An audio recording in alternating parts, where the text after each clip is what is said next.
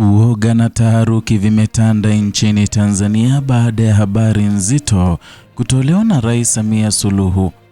Ujambo na karibu kwa taarifa zetu za Kenyascope, na tafadhali kumbuka kusubscribe. Sauti ya historia imerejea tena, sauti inayokumbusha mapinduzi, ujasiri na vilevile mwanzo wa taifa jipya. Aprili 7, siku ambayo jina la Abeid Aman Karume linang'aa tena katika kumbukumbu za Watanzania. Ni siku ya kumbukizi, ni siku ya tafakari na ni siku ya kurejea katika mizizi ya taifa. Rais wa Jamhuri ya Muungano wa Tanzania Samia Suluhu Hassan ametuma ujumbe maalum wa kumwenzi kiongozi huyo mashuhuri ambaye ni umoja wa waasisi wa taifa na sura muhimu katika historia ya Zanzibar na vilevile Tanzania kwa ujumla. Na katika ujumbe huu uliotolewa rasmi Aprili 7 mwaka 2026, taifa linaelekezwa tena kwenye kumbukumbu ya miaka 54 tangu kifo cha Karume, kiongozi aliyebeba matumaini ya watu wake na kubadili mkondo wa historia ya visiwa vya Zanzibar. Mapema siku hiyo, tukio la kimya lakini lenye uzito mkubwa linafanyika tena. Dua maalum ilikuwa imefanyika, dua ya kukumbuka, dua ya kumuenzi na dua ya kutafakari maisha na mchango wa kiongozi aliyebadili historia ya Tanzania.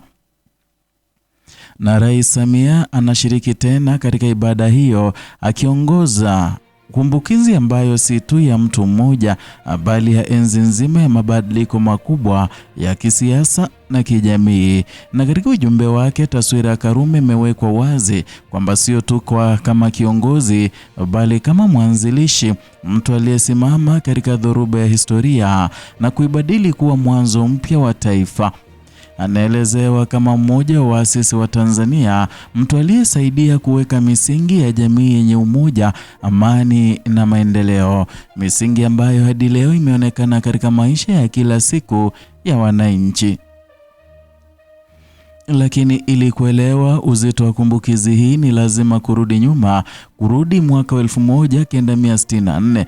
Ni mwaka ambao Zanzibar ilikumbwa na tukio ambalo lingeandika upya historia yake milele, mapinduzi ya Zanzibar. Haya hayakuwa mabadiliko ya kawaida, haya yalikuwa mapinduzi yaliyobadilisha mfumo mzima wa uongozi, yaliyovunja mifumo ya zamani na kuanzisha sura mpya ya kisiasa. Na katika mstari wa mbele wa mapinduzi haya alikuwepo Karume, kiongozi aliyesimama na wananchi wake, kiongozi aliyebeba sauti ya walio wengi, ni kiongozi aliyekuwa tayari kusukuma mbele ajenda ya usawa wa haki. Mapinduzi hayo yalibadilisha siasa za Zanzibar kwa kiwango kikubwa, lakini pia yalifungua mlango wa jambo kubwa zaidi, jambo ambalo ni muungano. Na ndani ya mwaka huo, mwaka wa 1964, Zanzibar iliungana na Tanganyika, na hapo ndipo ilipozaliwa Jamhuri ya Muungano wa Tanzania. Na hivyo basi mchango wa Karume hauishi Zanzibar pekee, unaenea katika msingi wa taifa zima. Ni mchango uliozaa taifa mmoja, taifa lenye dira ya pamoja. Na vilevile mabadiliko yakatekelezwa. Lengo lilikuwa moja, ambalo ni kuboresha maisha ya wananchi, na Karume alisimamia sera zilizolenga kuondoa matabaka ya kijamii. Alisisitiza usawa, alitetea haki ya kila mwananchi kupata fursa sawa. Ni kipindi ambacho Zanzibar ilianza kuona mabadiliko ya kijamii na kiuchumi, hatua ambazo ziliweka msingi wa maendeleo ya baadaye. Lakini historia haikukamilika bila huzuni. Aprili 7 mwaka 1972, siku ambayo taifa lilitikiswa, Karume aliuawa. Na katika tukio hilo katika tukio iliyoacha maswali, majonzi na pengo kubwa la uongozi. Kifo chake kilikuwa pigo kwa Zanzibar, lakini pia kwa Tanzania nzima. Ni tukio ambalo hadi leo linaendelea kukumbukwa kwa uzito wake, na athari zake bado zinaishi katika kumbukumbu za taifa. Pengo lililoachwa halikuwa la kawaida, lilikuwa pengo la kiongozi, pengo la mwanzilishi na pengo la dira. Na ndiyo maana kila mwaka tarehe kama hii kumbukizi hufanyika. Viongozi wa serikali, wananchi wa kawaida, taasisi mbalimbali, wote hukusanyika, wote hukumbuka na wote utafakari. dua hupandishwa na historia husimuliwa tena na vizazi vipya hukumbushwa. Na hii si tu kumbukizi ya kifo, ni darasa la historia, darasa linalofundisha kuhusu ujasiri, kuhusu maono, kuhusu gharama ya mabadiliko. Na katika ujumbe wake wa mwaka huu, Rais Samia anarejesha mjadala huo, anasisitiza kuwa mchango wa Karume bado unaishi. Unaonekana katika maendeleo ya taifa, unaonekana katika mshikamano wa wananchi, na vilevile unaonekana katika misingi ya muungano. Ni ujumbe unaolenga si tu kukumbuka bali kuendeleza, na kwa sababu historia haipo kwa ajili ya kutazamwa tu, ipo kwa ajili ya kufunzwa. Na hapo ndipo umuhimu wa kumbukizi kama hizi unapojitokeza. Na katika dunia inayobadilika haraka, katika siasa zinazoendelea kubadilika, katika jamii inayokuwa na kukumbana na changamoto mpya, kumbukumbu za viongozi kama Karume zinakuwa dira ya kuonyesha ilikotoka nchi na pengine kuelekeza inakokwenda. Kwa upande wa kisiasa, kumbukizi hizi zinaimarisha hadhi ya viongozi waasisi, zinazoimarisha historia ya taifa, na zinaunganisha vizazi tofauti kupitia simulizi moja ya pamoja. Kwa jamii zinajenga utambulisho, zinajenga fahari, na zinakumbusha umuhimu wa umoja. Na kwa taifa zinakuwa alama ya safari iliyoanza na changamoto, safari iliyojaa mapambano, lakini pia safari yenye mafanikio.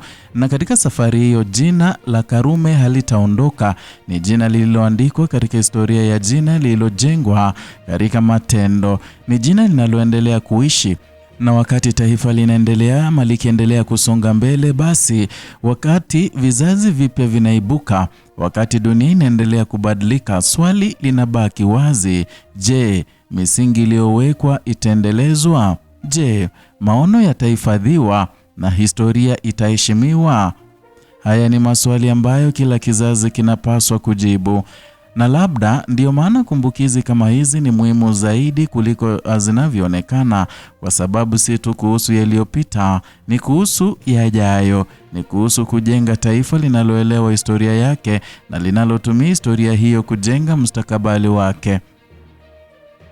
Rais Samia kupitia ujumbe wake ameungana na Watanzania wengi katika safari hii ya kumbukizi, safari ya heshima, safari ya kutafakari, safari ya kujifunza. Na kwa kufanya hivyo, anasisitiza jambo moja kuu, kwamba historia ya Karume si ya zamani tu, ni sehemu ya sasa na ni msingi wa kesho. Na katika ukimya wa dua, katika maneno ya kumbukizi, katika simulizi za historia, sauti ya Karume bado inasikika, sauti ya mapinduzi, sauti ya umoja na sauti ya taifa. Na kadri miaka inavyosonga mbele, sauti hiyo haitapotea. Itaendelea kuishi, itaendelea kuongoza, na itaendelea kukumbusha kwamba taifa hili lilijengwa kwa jasho, maono na ujasiri wa viongozi wake, na kwamba historia hiyo haitasaulika. Ni hayo tuliyokuandalia, mpenzi mtazamaji, kutoka hapa Kenyascope, channel yako pendwa inayokuletea taarifa hizi pamoja na zingine kwa kina, bila kupindisha wala kuegemea upande wowote. Zidi kuwa nasi na zidi kusubscribe kama njia ya kutufuata, na vilevile kama njia ya kuwa mmoja wetu katika safari hii ya kukuletea taarifa kama hizi, na vilevile kukuza platform hii.